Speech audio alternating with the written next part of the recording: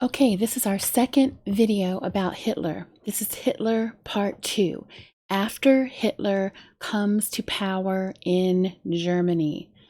So we see what he starts doing as soon as he comes into power. What I would like you to have right now is your notes ready to fill out. And I would also like you to have your history textbook open to page 287. 287. All right, on the PowerPoint, you can see Adolf Hitler, Part 2. Hitler's persecution of the Jews begins. Remember, in our last video, we talked about the fact that while Hitler was in prison, he wrote Mein Kampf, his book, which means in English, My Struggle. And in the book, he was very clear about his agenda and what he wanted to do. He wanted to get rid of the Jews.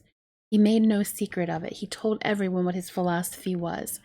Once he gets power, this is immediately what he starts doing. Hitler hates all the Jews. He thinks the German race is superior to all other races. And if you're German, Hitler wants you to hate the Jews as much as he did. He starts giving speeches and doing all kinds of things to foment hatred of the Jews in Germany. This is a summary of the poor treatment of the Jews in Germany from 1933 to 1935. Now, in our Corrie ten Boom novel, we talked about how these things started happening in Holland. Well, they happened in Germany as well. The Jews were mocked and ridiculed whenever they were out on the street.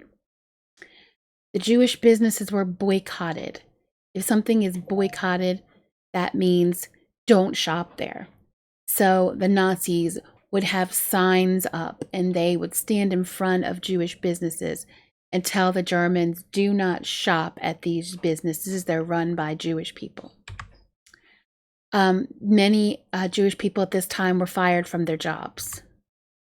And Jewish students were not allowed to go to college in Germany anymore, in the German universities.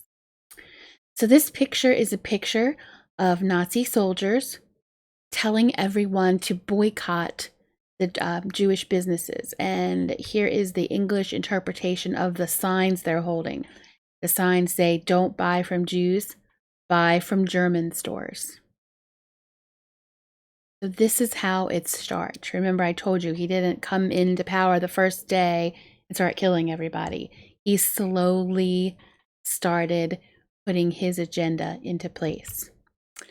Then we come to the Nuremberg laws in 1935, named for the place where they were signed, the city of Nuremberg, Germany. These laws took away a lot of rights from the Germans, from the Jewish Germans. So they lost their citizenship. Now they're not allowed to vote anymore. They can't hold a political office. They can't be a mayor. They can't be a governor. They can't be a senator or a representative. If you're Jewish, you can only marry another Jewish person. If you were a Jewish child, now you can only go to Jewish schools. You're not allowed to ride on public transportation. You can't have a telephone. Many Jews were kicked out of their jobs. The Jews had to wear a yellow star. Remember in our Corrie ten Boom novel when Caspar ten Boom goes out and gets the yellow star? Well, in Germany, all the Jews have to start wearing a yellow Star of David to identify them so that when they're out on the street, they are more subject to terrible treatment, mocking, humiliation, beatings. There is the yellow star. We talked about that in Corrie ten Boom as well. This is the chart for the Nuremberg laws. What I'm going to do next is kind of summarize what the Nuremberg laws said. Okay, so the Nuremberg laws basically classified every person living in Germany and said whether or not they could be a German citizen. So Deutschbürgers, I'm probably pronouncing it wrong, these were the people that were fully German-blooded. Both their parents were German. And Hitler says they belong to the German race and nation. They can have Third Reich citizenship. Then we have German-blooded people who are 1/8 Jewish. They're still considered German and they can have citizenship. Then we have the Mischlingsweiten. this would be called mixed race people. If you're 1/4 Jewish, Hitler says you only partly belong to the German race, but he'll still approve you to have citizenship. And then we've got the Meischlin Ersten. These are also mixed race. They are between 3/8 and 1/2 Jewish. They only partly belong to the German race, but Hitler will still give them citizenship. Now we come down to the bottom. If you are 3/4 Jewish, you only belong to the Jewish race and community, you may not have citizenship. If you are completely Jewish, both your parents are Jewish, you belong to the Jewish race and community, you do not have citizenship in Germany. Then there's some special cases. If you are Mischling, remember Mischling is like somebody who's like half Jewish. If you're half Jewish and you worship as a Jew, you worship at a synagogue, you're automatically classified as a Jew, no citizenship. If you are only half Jewish, but you're married to a Jewish person, you're considered Jewish and your kids are considered Jewish. Any mixed race child that is born of a marriage with a Jew, so one German person, one Jewish person, if you were, if the marriage was after September 17th, 1935, when the law was in place, you'll be considered a Jew. If you were married before this law took place, you'll still be a Mischling, middle, and you'll still get German citizenship. So this is basically what the Nuremberg laws said. They took each person and classified them by their heritage. And this chart right here is the German chart, but basically it tells you here is the Duschbürgers, the Mischlings, and then the Jews. And it explains to the person whether or not they're considered Jewish, which is going to become extremely important what you're classified as, because if you're classified as Jewish, eventually you will be exterminated. So having that Reich, that Third Reich German citizenship protects you. You don't have it, you are in danger. All right, I'm going to show you a short video about the Nuremberg laws at this time.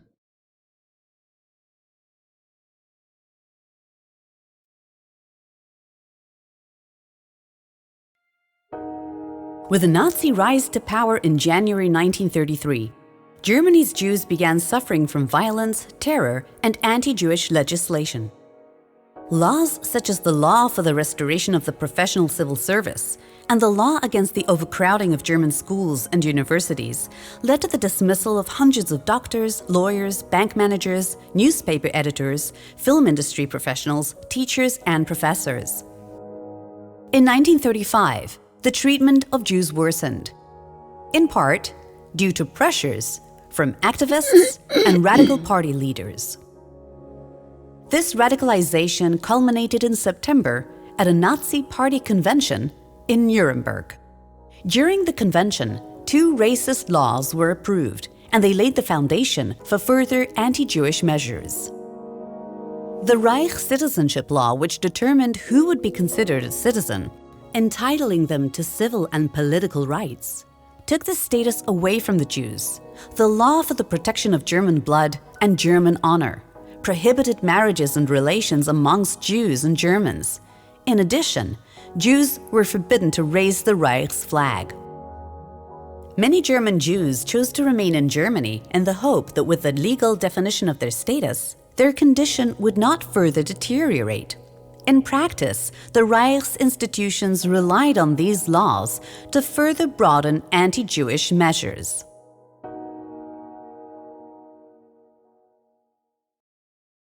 Okay, so that video just gives you a little bit more of a description of the Nuremberg laws. All right, then we get to November 9th, 1938. This night became known as Kristallnacht, which means Night of the Broken Glass. On that night, the Nazis severely damage or destroy 7,500 Jewish businesses, 155 synagogues, their places of worship, and they destroyed many Jewish homes. Many people describe this as the turning point where now Before, there wasn't so much violence as boycotting and taking away people's jobs and rights. Now, after 1938, now violence has started against the Jews. And here is a video to give you more information about Kristallnacht.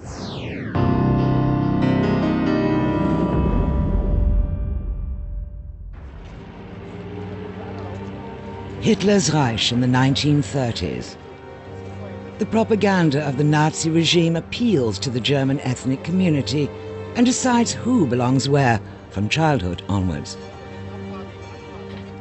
Those who don't fit the picture, such as the Jews, are disdained, disenfranchised, persecuted. It begins with the boycotting of Jewish businesses and leads ever more frequently to violence. Things previously frowned upon by the state were suddenly permitted. Anything was allowed. We had become fair game. They could do to us whatever they wanted. On November 7th, 1938, a Polish Jew shoots a German diplomat in Paris. His family are threatened with deportation. A welcome pretext for the Nazis. The Nazi leadership gives the signal to attack and issues orders to party followers. Synagogues and Jewish businesses are to burn. The 9th of November is the Night of the Broken Glass. In hundreds of locations, Nazis set synagogues ablaze. Symbols and testimonies of Jewish culture are destroyed. Suddenly there was a clattering, and the window pane shattered. SA commandos prey on Jewish people. I heard screaming and looked up. People were being pushed out of the window. Police have been ordered not to intervene.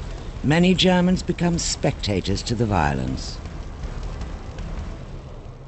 There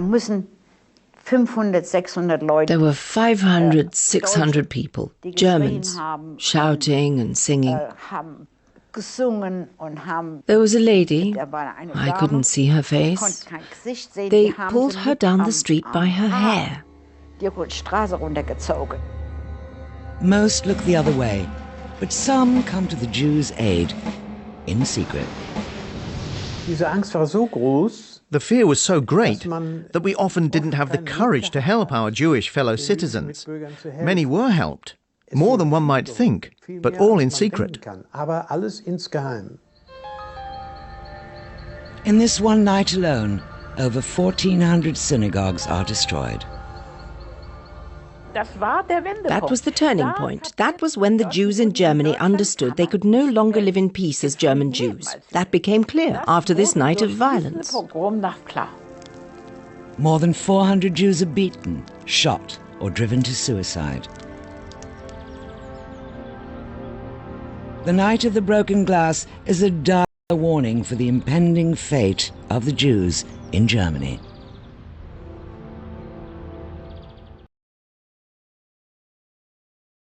Okay. So after Kristallnacht, things start getting violent. They burn down the Jewish synagogues. There you can see from the pictures, they've smashed all the glass in the stores. They burn down homes. And now it's become acceptable to attack and hurt Jewish people. The police force isn't going to stop you anymore. The Nazi Party says, nope, they can do what they want. Turn a blind eye to any violence against Germans. In the video, it does say that some Germans did try to help them, but they had to do it secretly. Because at this point, if you were not Jewish and you helped a Jewish person, then you got the same treatment that the Jewish person did. So fear and terror ruled the land. Sounds familiar, doesn't it? The same thing happened in Russia, USSR, and in Italy. Now, I'm going to show you one more video, but before I show you, I'm going to talk to you a little bit about what you're going to see. We saw in our Mussolini video that one of the things these dictators did was they got control of the children, and they would start teaching the children their ideas when they were very young.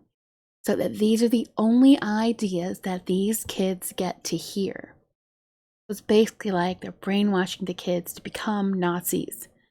So they started changing the school books in the schools. And the school books started teaching the kids that their German race was a master race. And the school books started portraying the Jews as evil and hideous and greedy. And they rewrote part of history to make these ideas seem like they had always been there. And so they start brainwashing these children, and the kids join the Hitler Youth. The Hitler Youth is where you dress like a soldier, you play war games, and you are basically indoctrinated into what the Nazis believe. And many of these children had never heard anything else. So sometimes you wonder, how did these people follow Hitler? Why did they do it? A lot of the soldiers that followed Hitler were young, and they had, from the time they were very young, been taught that Nazism was right and that they were a master race. They hadn't been taught anything else. Many times these children were taken away from their parents for the whole summer for camps, like in Italy. Sometimes the children were taken away from their parents completely. And even if their parents didn't agree with Hitler, they couldn't do anything because the Hitler Youth would encourage the kids to turn their parents in. If your parents don't follow Hitler's agenda, you need to report them. And sadly, some kids actually did turn their parents in. So this is another thing that's happening in Germany, and this is one of the reasons why the young Germans followed Hitler. So I'm going to show you one more video for this, and you will see more about the Hitler Youth in this video. And these would be kids younger than you and your age.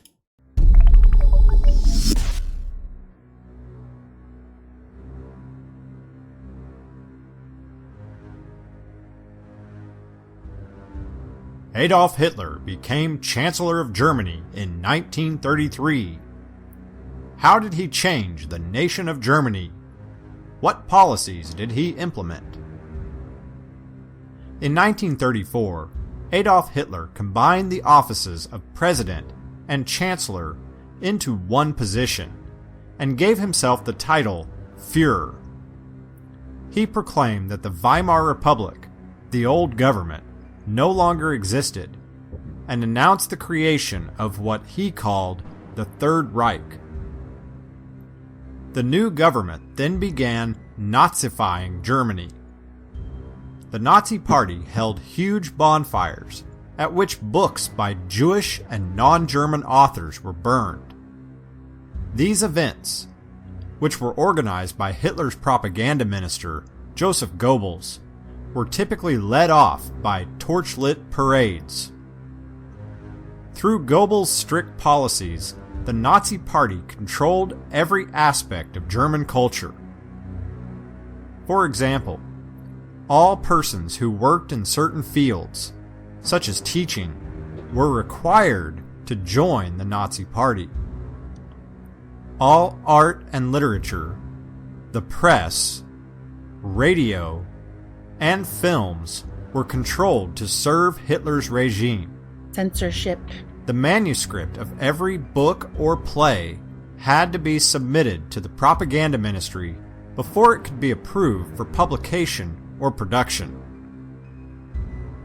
Hitler emphasized that winning over and training the youth in the service of the state was the most important function of German schools. Every level of school, from kindergarten up through university, was Nazified. Textbooks were rewritten to fit the beliefs of the Nazi ideology, including false scientific theories which portrayed Germans as a master race. The main emphasis of Nazi education came via the Hitler Youth. From the age of 6 up through the age of 18, boys and girls were organized into various levels of the Hitler Youth. As part of the program, children participated in camping, sports, classes in Nazi ideology, and soldiering. Children went on long hikes, practiced drills, and even played war games. By 1938, almost 8 million children had participated in the Hitler Youth. Despite the Treaty of Versailles, which stated that Germany could only have a 100,000-man army, Hitler began rebuilding the German military. As part of their training in the Hitler Youth and other organizations such as the Labor Service, young men practiced military drills and marksmanship. Also, the Nazi government would routinely train 100,000 soldiers before sending them home, only to bring in 100,000 more. In 1935, Hitler increased the size of the German army to 300,000 men. Despite the open defiance to the Treaty of Versailles, the League of Nations failed to intervene, noting that the buildup had a positive impact on Germany's economy by reducing unemployment. Hitler's government also introduced the League of Air Sports, which was a social flying club where pilots practiced aerial maneuvers and dogfighting tactics. This was a clever way for Hitler to train pilots without technically having an air force. As Hitler's grip on Germany tightened, the last of his critics were eliminated in a string of murders that came to be known as the Night of Long Knives. Over a 3-day span in the summer of 1934, up to 300 political opponents were assassinated by the Schutzstaffel, also known as the SS, and the Gestapo, which was Hitler's secret police force. The murders solidified Hitler's control over Germany and silenced any remaining opposition.